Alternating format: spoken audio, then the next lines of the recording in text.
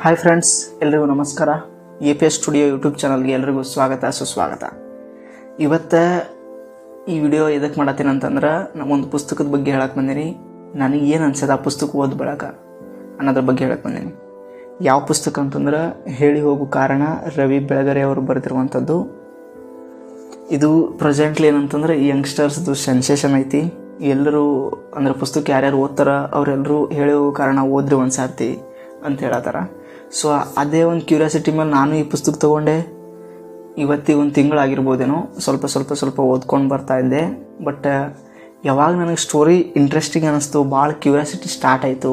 So ಅವಾಗ ನಂಗೆ ಅನ್ನಿಸ್ತಿದ್ದೆ ನಾನು ಪೂರ್ತಿ ಓದಲೇಬೇಕು, ಏನಾಯಿತು ಏನು ಆಗಲ್ಲ ಅನ್ನೋದನ್ನು ನಾನು ತಿಳ್ಕೊಳ್ಳೇಬೇಕು, ಮುಂದೆ ಏನಾಯ್ತು ಅನ್ನೋದನ್ನು ತಿಳ್ಕೊಬೇಕಂಥೇಳಿ ಪೂರ್ತಿ ಓದೋಕ್ಕೆ ಸ್ಟಾರ್ಟ್ ಮಾಡಿದೆ. ಇವತ್ತು ಫುಲ್ ಡೇ ಮಧ್ಯಾಹ್ನದಿಂದ ಓದ್ದೆ ಪೂರ್ತಿ ಸ್ಟೋರಿನ ಮುಗಿಸೇ ನಾನು ಬೇರೆ ಕೆಲಸ ಮಾಡೋಕ್ಕೆ ಸ್ಟಾರ್ಟ್ ಮಾಡಿದೆ. ಆ ಪುಸ್ತಕ ಓದಾದ ತಕ್ಷಣ ನನಗೆ ಕ್ಯಾರೆಕ್ಟರ್ಸ್ಗಳೆಲ್ಲ ತುಂಬ ಕಾಡೋಕ್ಕೆ ಸ್ಟಾರ್ಟ್ ಆಯಿತು. ಹಿಮವಂತ, ಪ್ರಾರ್ಥನಾ, ಊರ್ಮಿಳಾ, ಇವ್ರು 3 ಜನದಿದೆಯಲ್ಲ, ಈ 3 ಕ್ಯಾರೆಕ್ಟರು, ಅದರಲ್ಲಿ ಊರ್ಮಿಳಾ ಮತ್ತು ಹಿಮವಂತ ನನಗೆ ತುಂಬ ಕಾಡ್ತಿದ್ದಾರೆ ಇವರಿಬ್ಬರು. ಸೊ ಆ ಪುಸ್ತಕ ಓದ್ಮೇಲೆ ನಾನು ಮಲ್ಕೋಬೇಕಂದ್ರೂ ನನಗೆ ಆಗ್ತಾಯಿಲ್ಲ. ವಿಡಿಯೋ ಮಾಡು, ನಿನಗೆ ಏನಿಸ್ತಾ ಇದೆ ಹೇಳು ಅನ್ನೋ ಥರ ಫೀಲ್ ಆಗ್ತಾಯಿದೆ. ಸೊ ಅದಕ್ಕೆ ಇವತ್ತೊಂದು ವಿಡಿಯೋ ಮಾಡಿ ಅದನ್ನು ನಮ್ಮ ಆಡಿಯನ್ಸ್ ಜೊತೆ ಹಂಚ್ಕೊಳ್ಳೋಣ ಅಂಥೇಳಿ ಅಂದ್ಕೊಂಡು ಈ ವಿಡಿಯೋ ಮಾಡೋಕ್ಕೆ ಸ್ಟಾರ್ಟ್ ಮಾಡಿದ್ದೆ. ನನಗೇನು ಅನಿಸುತ್ತೆ ಅಂದರೆ, ಎಲ್ಲರೂ ಯಾವ ಏಜ್ದವರು ಅಂತಲ್ಲ, ಲವರ್ಸು ಮತ್ತು ಸಿಂಗಲ್ಸು ಆ ಥರ ಯಾವುದೇ ಒಂದು ರೆಸ್ಟ್ರಿಕ್ಷನ್ ಇರಲಾರ್ದೆ ಎಲ್ಲರೂ ಒಂದು ಟೈಮ್ ಓದಲೇಬೇಕು. ಸೊ ನಿಮ್ಮ ಲೈಫ್ ಇದರಲ್ಲಿ ಒಂದು ಟೈಮ್ ನೀವು ಪುಸ್ತಕನ ಓದಲೇಬೇಕು. ಯಾಕಂದರೆ ಆ ಸ್ಟೋರಿ ಆ ಥರ ಇದೆ. ಆ ಮುಂದೆ ಏನಾಗುತ್ತೆ ಅನ್ನೋ ಕ್ಯೂರಿಯಾಸಿಟಿ ಇದನ್ನು ನಾವು ಆ್ಯಕ್ಚುಲಿ ರವಿ ಬೆಳಗೆರೆ ಅವರು ಇದನ್ನು ಧಾರಾವಾಹಿ ಥರ ಬರೆದಿದ್ರು.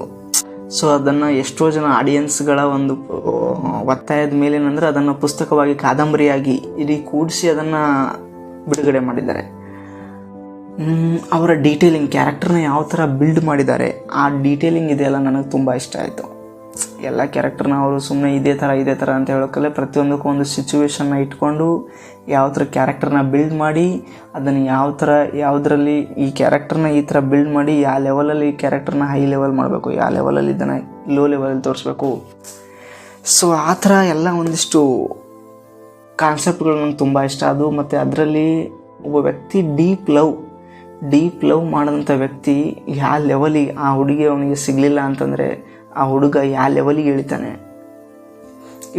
ಯಾವ ಲೆವೆಲಲ್ಲಿ ಇಳಿದ್ರು ಅವನು ಮತ್ತೆ ಆ ಹುಡುಗಿ ಸಲುವಾಗಿ ಏನು ಯೋಚನೆ ಮಾಡ್ತಾನೆ ಅನ್ನೋದ್ರ ಬಗ್ಗೆ ಸೂಪರಾಗಿ ತೋರಿಸಿದ್ದಾರೆ. ನನಗೆ ಕ್ಲೈಮ್ಯಾಕ್ಸ್ವರೆಗೂ ನಂಗೆ ಅದು ಪೂರ್ತಿ ಹೋದ್ಮೇಲೆ ನಂಗೆ ಇನ್ನೂ ನೆಕ್ಸ್ಟ್ ಏನಾಗುತ್ತೆ ಅನ್ನೋ ಕ್ಯೂರಿಯಾಸಿಟಿ, ಅಂದರೆ ಇನ್ನೂ ಪಾರ್ಟ್ 2 ಇದ್ದರೆ ಚೆನ್ನಾಗಿರ್ತಿತ್ತು ಅನ್ನೋ ಥರ ನಂಗೆ ಫೀಲ್ ಆಗ್ತಾಯಿತ್ತು.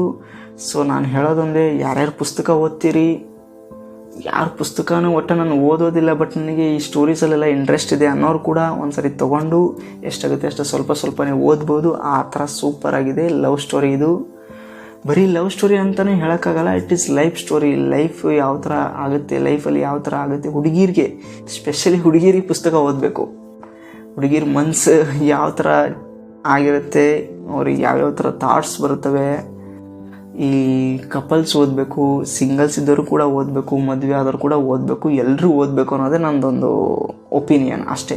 ಇದು ತಪ್ಪಿರ್ಬೋದು, ಆಲ್ರೆಡಿ ಈ ಪುಸ್ತಕ ಓದೋರು ಅನ್ಬೋದು, ಅದರಲ್ಲೇನು ಅಂಥ ಸ್ಟೋರಿ ಇಲ್ಲ, ಇಷ್ಟು ಯಾಕೆ ನೀನು ಎಕ್ಸಾರ್ಗೇಟ್ ಅದೇನಂತಾರಪ್ಪ ಅದು ಗೊತ್ತಿಲ್ಲ ಮಗಳು, ಇಷ್ಟು ಯಾಕೆ ನೀ ಪ್ರಮೋಟ್ ಮಾಡತ್ತಿದ್ದಿ, ಓಕೆ ಇಷ್ಟು ಯಾಕೆ ನೀ ಭಾಳ ಒತ್ತಿ ಹೇಳಾಗತ್ತಿ ಅಂತೇಳಿ ಅನ್ಬೋದು. ಬಟ್ ನನಗೆ ಅನ್ಸಿದ್ದೇನಂತಂದ್ರೆ ಓದಬೇಕು, ಒಂದು ಸಾರಿಯಾರೆ ಓದಬೇಕು. ಓದ್ದ ನಿಮಗೆ ಗೊತ್ತಾಗುತ್ತೆ ಡೀಪ್ ಲವ್ ಅಂದ್ರೆ ಯಾವ ಥರ ಇರುತ್ತೆ. ಒಂದು ಮನುಷ್ಯನ ಸಲಕ್ಕೆ ಬದುಕಬೇಕು ಅಂತೇಳಿ ಅನ್ಕೊಂಡಂತಂದ್ರೆ ಅಲ್ಲಿ ಯಾವ ಲೆವೆಲಿಗೆ ಹೋಗ್ಬೋದು ಆ ಮನುಷ್ಯ ಅನ್ನೋದ್ರ ಬಗ್ಗೆ ಭಾಳ ಚಲೋ ಬರ್ದಾರ. ಹಿಮವಂತ ಎಲ್ಲರ ಮನಸ್ಸಿನಾಗ ಉಳಿಯುವಂಥ ಕ್ಯಾರೆಕ್ಟರ್ ಅದನ್ನು ಅವರು ಬಿಲ್ಡ್ ಮಾಡಿದ್ದಾರೆ. ಹಿಮವಂತ ಅಂದ ತಕ್ಷಣ ನಿಮಗೆ ಒಂದು ಬೇರೆನೇ ಲೆವೆಲಲ್ಲಿ ನೀವು ಥಿಂಕ್ ಮಾಡೋಕ್ಕೆ ಸ್ಟಾರ್ಟ್ ಮಾಡ್ತೀರ. ಆ ಥರ ಕ್ಯಾರೆಕ್ಟರ್ನ ಬಿಲ್ಡ್ ಮಾಡಿ ಅದನ್ನು ಅದೇ ಥರ ಎಂಡ್ ಮಾಡಿದ್ದಾರೆ. ಸೊ ತುಂಬ ಇಂಟ್ರೆಸ್ಟಿಂಗ್ ಆಗಿತ್ತು. ಯಾಕೆ ರವಿ ಬೆಳಗೆರೆ ಅವ್ರನ್ನ ಅಕ್ಷರ ಮಾಂತ್ರಿಕ ಅಂತಾರೆ ಅಂತ ಇಡೀ ಪುಸ್ತಕ ಓದ್ಮೇಲೆ ನನಗೆ ಗೊತ್ತಾಯಿತು. ಆ್ಯಕ್ಚುಲಿ ನಾನು ರವಿ ಬೆಳಗೆರೆಯವರ ಮೊದಲ ಪುಸ್ತಕ ಇದು ಓದ್ತಿರೋದು. ಇದಕ್ಕಿಂತ ಮೊದಲು ನಾನು ಯಾವುದೇ ಪುಸ್ತಕಗಳನ್ನು ಓದಿಲ್ಲ. ರವಿ ಬೆಳಗೆರೆ ಅವರು ಬರೆದಿರುವಂಥ ಮೊದಲ ಪುಸ್ತಕ ನಾನು ಇದನ್ನು ಓದ್ತಿರೋದು. ಈ ಪುಸ್ತಕ ಓದ್ಮೇಲೆ ಗೊತ್ತಾಯ್ತು ಯಾಕೆ ಅವ್ರನ್ನ ಅಕ್ಷರ ಮಾಂತ್ರಿಕ ಅಂತಾರೆ ಅಂತ. ಸೊ ಇಷ್ಟು ಹೇಳೋಕ್ಕೆ ಇಷ್ಟಪಡ್ತೀನಿ.